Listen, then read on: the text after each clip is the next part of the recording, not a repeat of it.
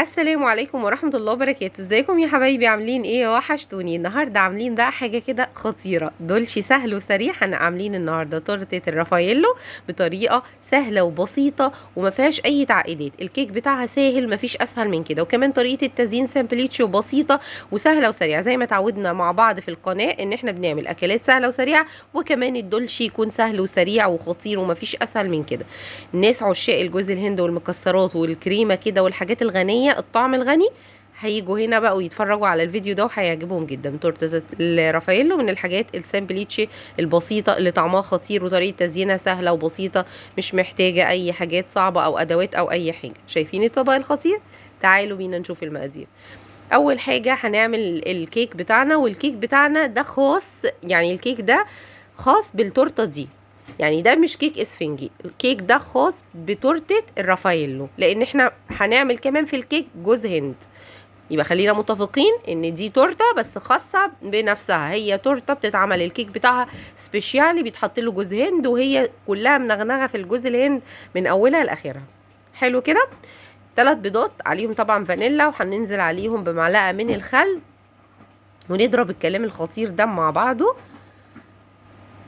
وبعد كده عندنا بقى المقادير عشان ما تتلخبطيش، المقادير سهله جدا. كوبايه من السكر، يبقى 3 بيضات فانيلا ومعلقه من الخل، عليهم كوبايه من السكر وكوبايه من الحليب. وطبعا اللي عارف ومتابع الفيديوهات بتاعتي هيعرف ان انا بضيف كمان معلقتين من الجبنه الريكوتا، وده اساسي في كل الكيكات بتاعتي اللي انا بستخدمها، ما عدا الكيك الاسفنجي ده مختلف. حطيت كمان معلقتين من الجبنه الريكوتا وكوبايه من الحليب، ونص كوبايه من الجوز الهند، ونص كوبايه من الزيت. يبقى كوبايه حليب، نص كوبايه من الجوز الهند، نص كوبايه من الزيت، وكوبايه سكر. يبقى كوبايه وكوبايه، سكر وحليب ونص ونص، زيت وايه، جوز هند.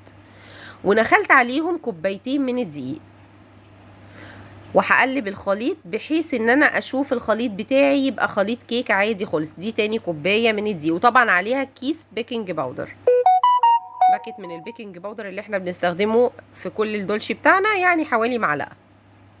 طبعا الخليط تقيل، وده بيعتمد على ايه؟ على نوع الدقيق. نوع الدقيق اللي انا استخدمته دقيق حلويات، بس كان بيحتاج سوائل اكتر من كده، فبقول لك لا كده ما ينفعش، فهنزود كمان ربع كوبايه من الحليب بحيث ان الخليط بتاعي يبقى مظبوط. وهوريكي الشكل النهائي بتاعه شكله ايه. لازم طبعا زي ما قلت لك كل دقيق بيختلف، يعني ممكن انت يبقى معاكي صابيني قوي كوبايه من الحليب، لكن انا الدقيق بتاعي يحتاج اكتر فعملت اكتر. التركه بقى التانية، ان انت لو عندك طبعا صينيه الكيك فابيني اللي هي الغويطه دي، تقدري تعمليها وتبقي بعد كده تقطعيها بالسكينه من النص، او بالمقطع بتاع التورت، اللي هو منشار التورت. يعني لو ما عندكيش بقى او عندك مثلا صينيتين حجمهم قد بعض بالظبط، تدخليهم الاتنين مع بعض في الفرن، ويبقى كده دي احسن حاجه، لان هم هيطلعوا بيرفكتي خالص، ومش هتحتاجي ان انت تقعدي تقصي وتقطعي في الكيك، وهيستووا في نفس الوقت، وهتطلعيهم مع بعض ويبقى معاكي اجمد تورته، وهتطلع معاكي مرتفعه وعاليه جدا. يعني انت مش هتتخيلي الارتفاع، زي الجاهزه واكتر كمان، ارتفاعها هيبقى خطير.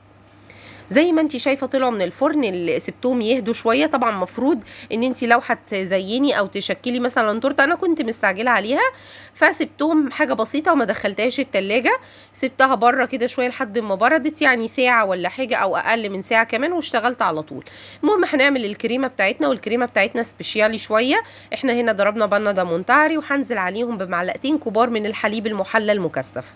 احنا عايزين طعم الكريمه منغنغ زي تورته زي الرافاييلو بالظبط، اللي احنا بنشتريها جاهزه، بتبقى فيها كده طعم الحليب وطعم الكريمه وفيها قرمشه بتاعه الويفر. احنا هنخلي القرمشه دي هنستخدم كمان اللوز المحمص، انا قشرت اللوز وحمصته وهجرشه، هدخله كده ايه في تزيين التورته بتاعتي، عشان نحس بان احنا بناكل فعلا تورته رافاييلو خطيره. الكريمه بتاعتي كنت خلصتها، وهنا زي ما انت شايفه كل طبقه من الكيك غرقتها بالحليب. حطي على الحليب معلقتين من السكر، وقلبي كوبايه كبيره من الحليب، هناخد نصها على الكيكه الاولانيه او الرقه الاولانيه، ونصها على الرقه التانية، وهنحشيها بقى بالكريمه. يعني زي ما انت شايفه غرقتها كده بالكريمه.